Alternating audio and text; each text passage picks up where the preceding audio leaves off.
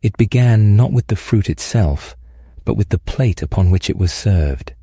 In the cities of Renaissance Europe, where trade routes swelled with new marvels from distant lands, tomatoes arrived as strange curiosities, round, glistening, bursting with color as though painted by some exotic hand. Yet in the shadowed dining halls of the nobility, they acquired not fame, but infamy. Those who ate them, it was whispered, grew pale, convulsed, and often died. The fruit that appeared so alive seemed to carry death in its skin, and so, by the murmured logic of kitchens and the hardened superstition of courts, the tomato became poison. The tale, at first, seems absurd. How could a fruit now so ordinary, so beloved across the world, once strike terror into entire communities? The answer lies not in the tomato itself, but in the vessels that bore it. For Europe's wealthy, meals were served on pewter plates, gleaming with a dull silver sheen, considered elegant, worthy of status. But pewter was not inert. It carried within it lead, that invisible enemy whose kiss is subtle but lethal. When acidic foods touched those plates, they leached the poison into the meal, carrying it silently into the body. And no fruit was more acidic, more eager to draw out the venom of metal than the tomato. Thus, as nobles dined on their imported delicacy, they sealed their own fate. A feast would begin with laughter, with goblets raised, with knives glinting in candlelight, and end in spasms, vomiting, delirium, and death. Physicians, bound by the knowledge of their age, did not see lead. They saw only the fruit, red as blood, foreign as sin, and concluded that the tomato itself was cursed. And so the verdict fell, poison. The irony was brutal, for while aristocrats avoided the tomato as deadly, the poorer classes, who ate from wooden bowls and earthenware dishes, had no such fear. They consumed tomatoes freely, often raw, their plates too humble to betray them with invisible toxins. Thus a paradox emerged. The food that killed the nobleman nourished the peasant, but in the courts of Europe, truth was never as powerful as fear. The tomato's dark reputation spread quickly, stitched into the very fabric of folklore. In Italy, some whispered that its seductive shape resembled the forbidden fruit of Eden, carrying within it not sustenance but sin. In northern lands, its crimson hue reminded many of blood, an omen of violence rather than a promise of nourishment. Superstition thrives where knowledge falters, and in the 16th and 17th centuries, few were willing to question why this foreign fruit seemed so cruel. In some places, laws reflected this fear. Tomatoes were banned from markets, forbidden from passing across city gates, condemned not as food, but as a poison to be shunned. The new fruit, brought across oceans on ships that carried gold and silver, spices and tobacco, found itself despised, cursed, and abandoned. Merchants who tried to sell them were treated with suspicion, accused of peddling death in disguise. To place a tomato upon a plate was to risk more than illness. It was to invite scandal, to court ruin. And yet, beneath this fear, fascination lingered. The tomato's beauty could not be denied. Its skin glistened like jewels in the sunlight. Its fragrance teased the senses. Gardeners grew them not as food but as ornament, letting their vines creep across trellises, their fruits shining as exotic baubles. In the gardens of Europe's wealthy, tomatoes became curiosities, displayed like rare birds or imported stones, admired but never tasted. They were not fruits but warnings, beauty stripped of innocence. The paradox grew sharper with each passing decade. In Spain and southern Italy, where the tomato first took root, peasants began to weave it into their cuisine, their humble dishes enriched by its tartness, its color, its life. But in the courts of France, the palaces of Germany, the dining halls of England, it remained untouchable. To eat a tomato was to tempt fate, to risk the slow poison that had claimed so many at the tables of the powerful. And so, between noble and peasant, between north and south, a fruit became a symbol of division. But fear cannot last forever. Even as cities banned the tomato, even as chroniclers recorded its supposed dangers, whispers of another truth began to spread. Some noticed that the poor, who ate it daily did not fall ill. Some physicians, bolder than their peers, began to suspect that the fruit itself was blameless, that the true culprit lay in the very vessels of the rich. But superstition is not so easily displaced, especially when its roots are watered with blood. The myth of the poisonous tomato endured, not because it was true, but because it was useful, because it made sense of unexplained deaths, because it gave shape to fear. By the end of the 17th century, the tomato's reputation was still in doubt. To some, it remained a devil's fruit, fit only for peasants and the reckless. To others, it was a curiosity, perhaps harmless, perhaps not, its taste too strange to be trusted. The fruit waited, patient, as centuries shifted, as palates slowly changed. In its time, it would rise to glory, woven into the cuisines of nations, cherished as indispensable. But in those early years, in the shadow of superstition, it was a thing of fear, a fruit both beautiful and damned. And so Europe stood divided. In one hand, suspicion and death. In the other, survival and sustenance. The tomato was not merely food, but a mirror, reflecting the ignorance of an age, the cruelty of class divisions, and the fragility of truth in a world governed by fear. It was never poison, but it was treated as such, condemned not by science but by circumstance. And that condemnation would linger, shaping not just diets but histories, until the fruit that was once shunned as deadly became the very heart of kitchens across the globe. The irony of the tomato's early history was that the very thing that condemned it, the belief in its poisonous nature, was built upon a kernel of truth, though misunderstood. The nobleman convulsing in his chamber after a banquet was indeed dying of poison, but not from the tomato itself. The plates, goblets, and cutlery of Europe's wealthy carried with them the silent venom of lead.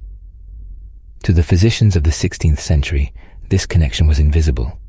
They had no instruments to measure toxins, no framework to link metal with malady. Instead, they turned their eyes to the fruit, acidic, red, and foreign. It seemed a perfect culprit. For peasants, however, the story was entirely different. They ate from rough clay bowls, from wooden trenchers carved crudely from local timber. Their kitchens were not adorned with pewter, nor with silver, and so when they plucked tomatoes from vines in their fields or gardens, they consumed them without fear, and more importantly, without harm. In fact, for many of the poor, the tomato became a valuable source of sustenance. Its tang brightened their stews, its juice mingled with bread to form humble meals. Yet their voices carried little weight in a society where truth was dictated by courts and physicians of status. This contrast gave rise to strange paradoxes.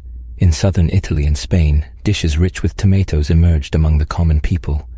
What would one day become the foundations of Mediterranean cuisine, sauces, stews, bread soaked in tomato pulp, began quietly in kitchens that noblemen dismissed as filthy and uncultured. Meanwhile, in the dining halls of northern Europe, the fruit was derided as dangerous, even demonic.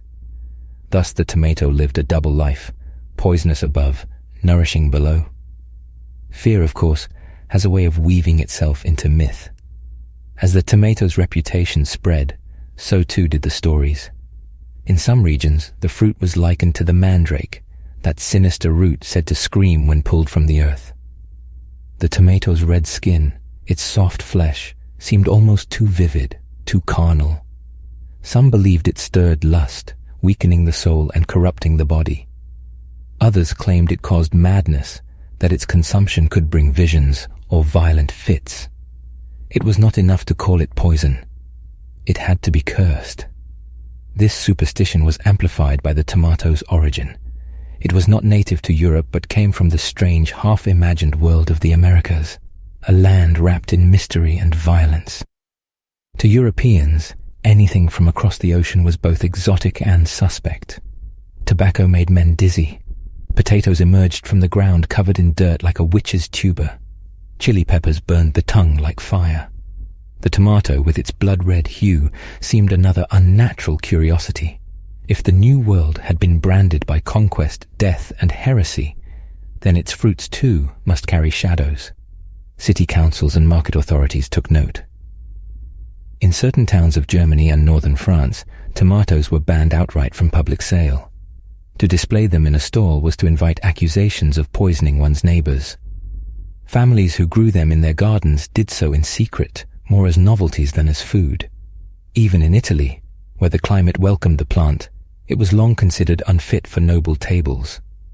Wealthy families grew tomatoes for ornament, letting the vines crawl up stone walls, their fruits shining like red lanterns, but never plucked for eating. They were, in a sense, treated like flowers, admired but untouchable. And yet, curiosity lingered. There were always those who defied convention, who dared to taste what others feared. Traveling physicians and apothecaries sometimes experimented with tomatoes as medicines, boiling them into strange concoctions, hoping to extract some hidden virtue. Some swore the fruit cured ailments of the stomach. Others believed it eased melancholy. In Spain, where Moorish traditions of medicine mingled with Christian, a few physicians even encouraged their use in cooking. Still, these voices were faint against the louder chorus of condemnation. Meanwhile, in the countryside, the tomato's reputation grew quietly stronger. Farmers who worked the land had little patience for superstition when their stomachs were empty. They discovered that tomatoes could be preserved in sauces, that they grew easily in southern soils, that they added richness to the simplest of meals. In Naples, what would centuries later evolve into the foundation of pizza began as little more than flatbreads smeared with tomato pulp and oil. No one declared it grand, no one recorded it in books, but there, in silence, the tomato was reclaiming its place as food. The city authorities, however, were not so quick to change. For them, the tomato remained a symbol of risk, of disorder. If a noble family fell ill, it was safer to blame a foreign fruit than to question the pewter vessels upon which half the kingdom's feasts were served. To accuse the plates was to accuse wealth itself, to tarnish the prestige of aristocracy. To accuse the tomato was easier. And so bans continued, reinforced by law, by custom, by whispered warnings passed from parent to child. By the late 17th century, the tomato's paradoxical status was firmly entrenched. To the peasant, it was food. To the noble, it was ornament or danger. This divide mirrored deeper fractures in European society. The poor lived by necessity, willing to eat what grew and sustained them. The wealthy lived by reputation, their choices shaped by fear of scandal and death. In this way, the tomato became a symbol not only of superstition, but of class itself, its reputation split along the very lines that defined Europe's social order. Still, the story was not yet over. Science would begin to creep into kitchens, and trade would spread new ideas. The tomato's exile would not last forever, but in the 16th and 17th centuries, it remained an outcast fruit, blamed for deaths it did not cause, feared for qualities it did not possess, a victim not of its own nature, but of the ignorance of the age. The city that banned tomatoes did so not because of truth, but because of fear, a fear polished on pewter plates, sharpened by superstition and carried by rumor. It would take generations before that fear was undone, before the fruit was redeemed, and before Europe's tables would welcome what they had once condemned as poison. By the 18th century, the tomato's exile was beginning to falter, though not without resistance. Europe was changing, slowly, unevenly, but undeniably. The scientific revolution had begun to chip away at superstition. Physicians, chemists, and natural philosophers started questioning the old assumptions, and among the things they questioned was food. If one could chart the stars, dissect the body, and measure the pulse, then surely one could also test the fruit that had been maligned for so long. Still, habits die slowly, especially when those habits are tied to fear. In many northern cities, tomatoes remained conspicuously absent from kitchens. They grew in gardens, yes, sometimes in courtyards, sometimes on windowsills, but more as curiosities, admired for their beauty, their novelty, than for nourishment. The sight of a tomato vine curling around a trellis was not uncommon, but to pluck the fruit, slice it, and place it on a plate was still a transgression.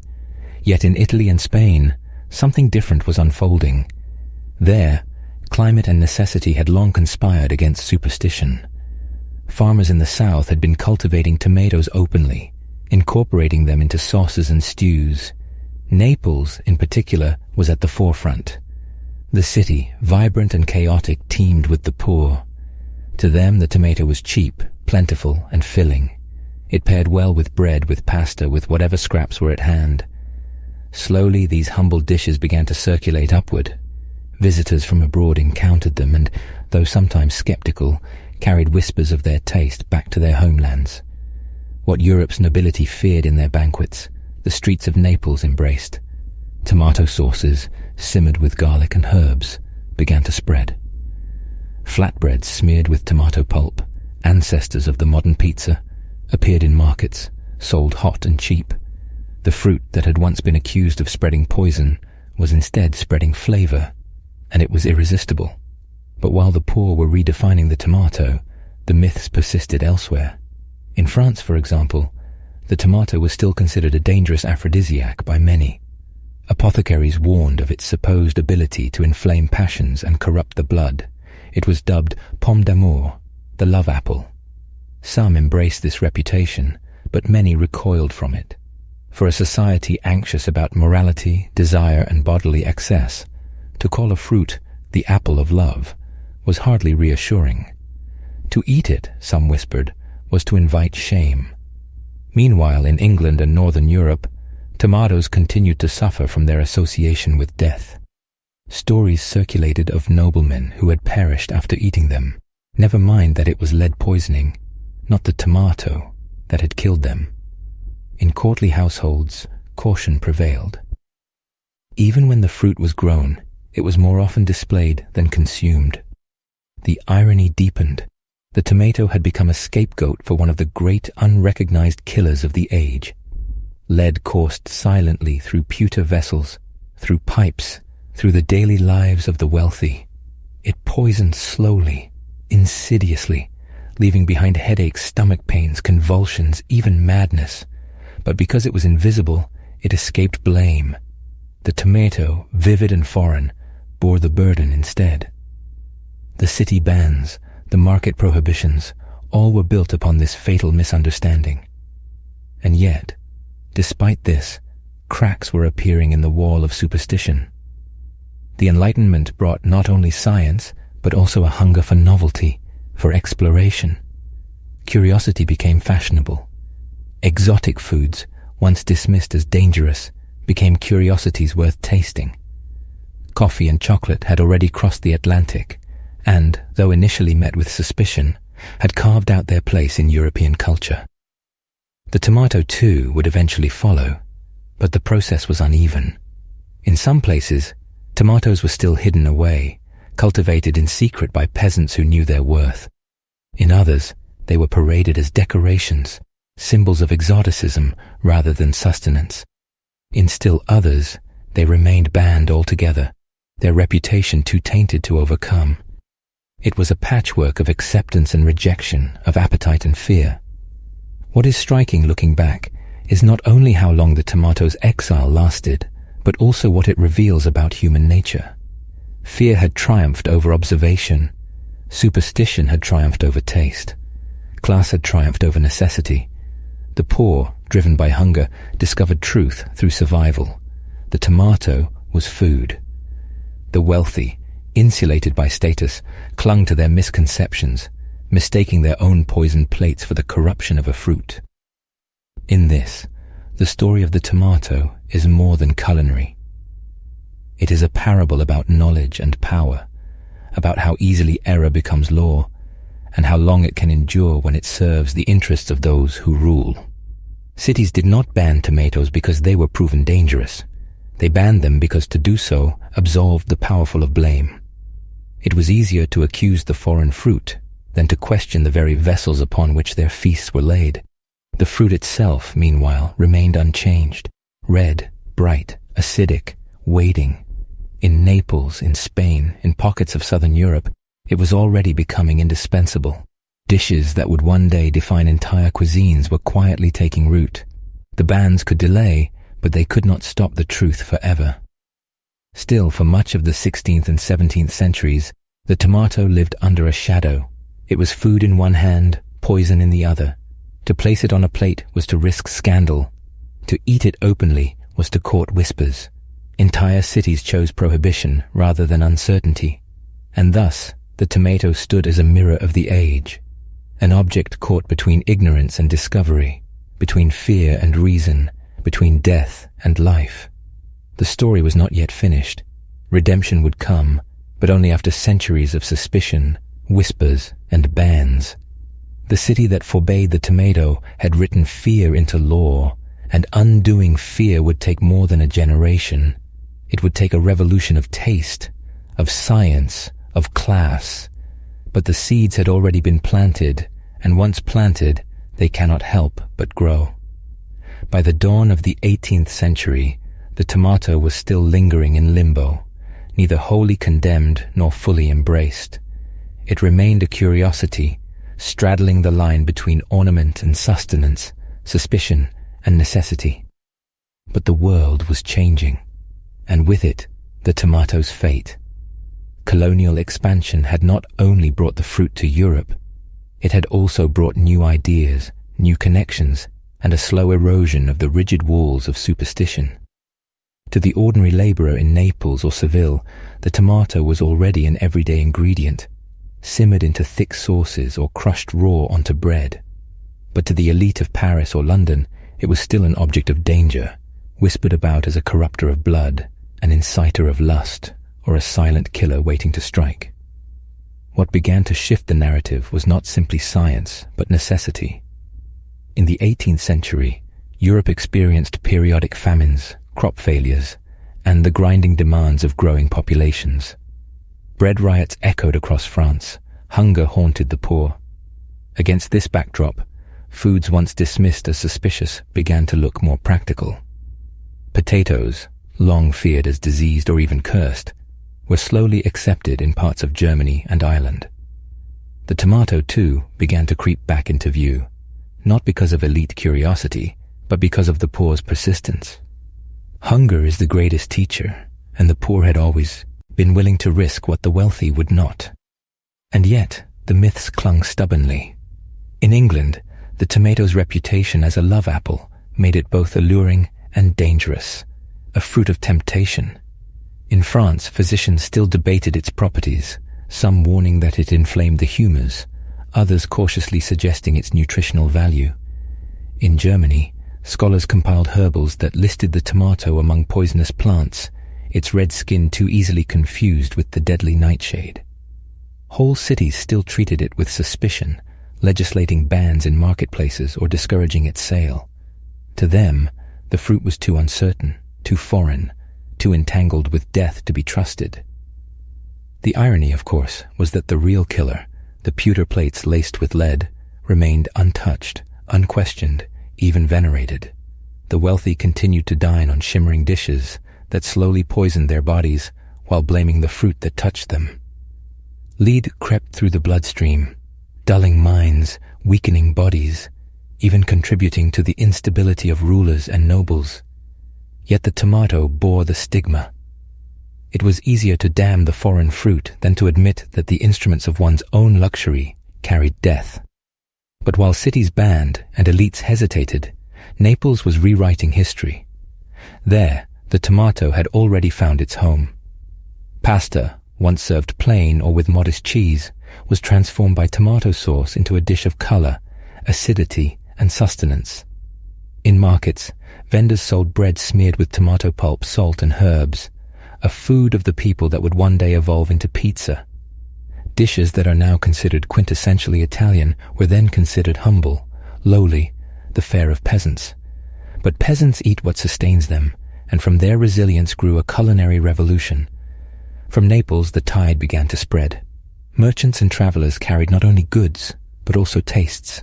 Soldiers returning from campaigns, sailors docking in foreign ports, diplomats tasting local delicacies, all brought with them stories of the strange red fruit that was not poison but pleasure. It was in this way, by word of mouth and shared appetite, that the walls of superstition began to crumble. Still, it was not until the late 18th and early 19th centuries that the tomato fully broke through. The Enlightenment, with its insistence on evidence and reason, gave scholars the courage to question old fears. Physicians began to test the fruit more rigorously, discovering not poison, but nutrients. Cookbooks, once hesitant, started including recipes that used tomatoes openly. By the time the French Revolution swept away so many of the old hierarchies, the tomato too was liberated from its stigma. In Paris, market stalls began to carry it without fear. In England, it appeared in kitchen gardens. The bans of earlier centuries dissolved, as if they had never been written, and yet the centuries of suspicion left their scars. The tomato entered European cuisine slowly, cautiously, often through the persistence of the poor rather than the endorsement of the powerful. Its story is one of resistance, not only against superstition but also against class. The very fact that whole cities had once banned it is a testament to how easily fear can be codified into law and how difficult it is to overturn once established. By the 19th century, the tomato was no longer an exile but a staple. Its journey from poison to prize had been long, strange, and deeply revealing. The very cities that once outlawed it now embraced it. Italian pasta, once poor man's food, became celebrated. French cuisine, refined and exalted, adopted the tomato into sauces and soups. Even in England, where suspicion had been strongest, the tomato began to find a place in greenhouses, then in gardens, then on plates. The transformation was nearly complete, but memory lingers. For centuries, the tomato had been a symbol of danger, seduction, even death. To erase that entirely was impossible. Whispers survived in folklore, in superstitions handed down quietly, even as plates filled with sauces and stews. Cities that once wrote laws against the tomato had no choice but to quietly ignore their past prohibitions. The fruit had triumphed, not by decree, not by persuasion, but by persistence. Hunger and taste had accomplished what reason alone could not. The story of the tomato's ban is therefore not only about food but about fear, authority, and survival. Cities had declared a fruit dangerous not because it was, but because they needed it to be. In their refusal to question themselves, they condemned the innocent and preserved the guilty. The tomato was not poison, the plate was. But superstition thrives in silence, and so centuries passed before the truth emerged. The fruit itself never changed. Bright, red, acidic, forever the same. What changed was the human mind, slowly, unevenly, painfully. The tomato's exile ended not with a single discovery, not with a sudden revelation, but with a slow erosion of fear, one plate, one bite, one kitchen at a time. What had been banned was finally embraced, and in that embrace lay both triumph and shame, for it revealed not only the power of truth, but also the long shadow of error. And in that shadow still lingers a warning that what is feared is not always dangerous, and what is accepted is not always safe. By the 19th century, the long exile of the tomato was drawing to its close, but the memory of its ban carried lessons that lingered in silence. The fruit that had once been cursed as poison, as lustful corruption, as a carrier of death, now appeared in every kitchen. It colored sauces, brightened stews, and flavored soups. Its flesh was crushed into purees, its skin simmered down into paste, its seeds scattered across gardens. It was no longer a curiosity or a scandal. It was a necessity. But to understand its triumph is to remember the centuries of fear that preceded it, when entire cities had outlawed its presence and entire classes of people had condemned it to suspicion. The story of its redemption unfolded unevenly. In Italy, particularly in Naples, it was already the food of the people, inseparable from their daily bread. By the late 18th century, pasta al pomodoro was no longer the fare of peasants, but a dish beloved across the peninsula. Pizza, once dismissed as street food, began its ascent toward global fame. In France, the revolution swept away more than kings and aristocrats. It also swept away many of the old culinary taboos. Markets filled with tomatoes and chefs, no longer bound by tradition, experimented freely. Even in England, which had once regarded the fruit with the deepest suspicion, greenhouse cultivation made it possible to grow tomatoes in colder climates, and they slowly began to appear on dinner tables. The myths that had once sustained the bans, about poison, about lust, about madness, began to crumble under the weight of evidence. Physicians discovered not corruption in the fruit, but nutrition. They found vitamins, hydration, sustenance. The fruit that had been outlawed as deadly was, in truth, life-giving. The real poison had never been the tomato. It had been the leaden plates and goblets upon which the wealthy dined. For centuries, those plates had killed silently, while the fruit bore the blame. In this irony lies perhaps the most haunting truth of the story. That error, once dressed in authority, can mask itself as wisdom. And that superstition, when codified into law, can endure longer than reason. And yet, even as the tomato's reputation was redeemed, the memory of its ban remained a kind of ghost. Folklore still carried whispers of its danger. Some called it the devil's fruit, others the love apple, still tinged with scandal. Old herbals listed it among poisons well into the 18th century, and cautious families avoided it long after the poor had made it their daily food. Cities that once forbade it quietly abandoned their prohibitions, never admitting error, never rewriting the record, but simply letting the fruit pass into acceptance as though nothing had happened. History itself, too, has often glossed over this chapter, preferring to celebrate the tomato's eventual triumph rather than dwell on its long humiliation. But the truth is this: for centuries, the tomato was not merely food, nor was it merely forbidden. It was a mirror. It reflected the fears, desires, and ignorance of the societies that encountered it. The poor saw in it survival, and so they embraced it. The wealthy saw in it danger, and so they shunned it. Cities wrote laws not to protect the people, but to preserve their own illusions. The fruit remained constant, unchanged, waiting for humanity to catch up. When at last it did, when the bans faded and the plates filled, the tomato had not only conquered the kitchen, it had revealed the folly of those who once feared it. Today, when tomatoes fill markets in every season, when they are bottled into sauces, sliced into salads, turned into ketchups and juices, it is easy to forget that they were once outlaws, that cities once branded them poison, that noblemen once recoiled at the sight of them, that entire generations lived and died never daring to taste them. Their story reminds us how fragile truth can be, how easily error can become law, how long it can take for fear to yield to reason. It reminds us, too, that survival often comes from below, from the poor, the desperate, the hungry, who discover truth not through study but through need. The city that banned the tomato thought itself wise, protecting its citizens from corruption and death. In truth, it condemned them to ignorance, all while death leaked silently from their plates of lead. The bans were not protection, but betrayal. The fruit that might have sustained them was cast aside, and the poison that truly killed them was left untouched. That is the bitterest irony of all, that in their effort to protect themselves from imagined danger, they turned away from sustenance and embraced slow destruction. The tale of the tomato is thus not only culinary history, it is a cautionary tale of human folly. It shows how fear can triumph over truth, how superstition can be written into law, how class can shape what is called food and what is called poison. It shows how knowledge, when delayed by arrogance, can cost centuries. And it shows that redemption, when it comes, often comes not from the halls of power but from the persistence of those who cannot afford to believe in lies.